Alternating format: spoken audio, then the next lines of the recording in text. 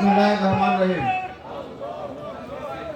শহীদ কাফেলা বাংলাদেশ জামাত ইসলামী কালিয়াগঞ্জ পৌরসভার 7 নং ওয়ার্ড কর্তৃক আয়োজিত আজকের এই নির্বাচনে সভার সম্মানিত সভাপতি, মঞ্চে উপস্থিত আজকের অনুষ্ঠানের প্রধান অতিথি, জামাত ইসলামী মনোনীত গাজীপুর 1 আসনের সংসদ সদস্য পদপ্রার্থী, সাবেক সচিব, সাবেক ডিসি জনাব শাহ আলম বকশী, 11 দলীয় কর্মীদের নেতৃবৃন্দ, সম্মানিত ভাইরা, আসসালামু আলাইকুম ওয়া রাহমাতুল্লাহ।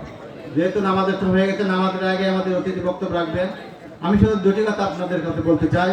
সেটা হচ্ছে যে বাংলাদেশ জামাত ইসলামী এই দেশে একটা ইনসাফপূর্ণ সমাজ ব্যবস্থা কায়েম করতে চায়।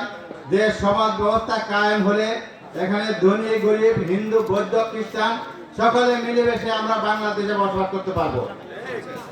এরপরে বাংলাদেশ জামাত ইসলামী জনপ্রিয়তা দেখে যারা এখন মাথা গরম করতেছেন তাদেরকে বোঝা দরকার যে হুমকি ধামকি দিয়ে মানুষের মন জয় করা যায় না, ভোট অর্জন করা যায় না।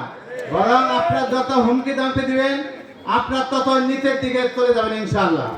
সম্মানিত ভাইরা, যারা জুলাই বিপ্লবের পরে 1.5 বছরে যারা এই দেশের থেকে যারা চাঁদাবাজিকতা তার চলে গেছে, কিন্তু কারা করতেছে, যারা তাদের লোকদেরকে এখন থামাতে পারে না, তারা যদি ক্ষমতা যায় তাহলে তারা কত গুণ এটা বৃদ্ধি করবে এটা আপনারা বুঝতে পারতেছেন।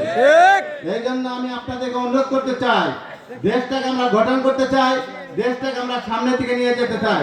সেই সামনের দিকে নিয়ে যাওয়ার জন্য আগামী 12 তারিখের নির্বাচনে আপনারা হা ভোটের পক্ষে ভোট দিন, ন্যায় এবং ইনসাফের প্রতীক দাঁড়িপাল্লা পথে ভোট দিন।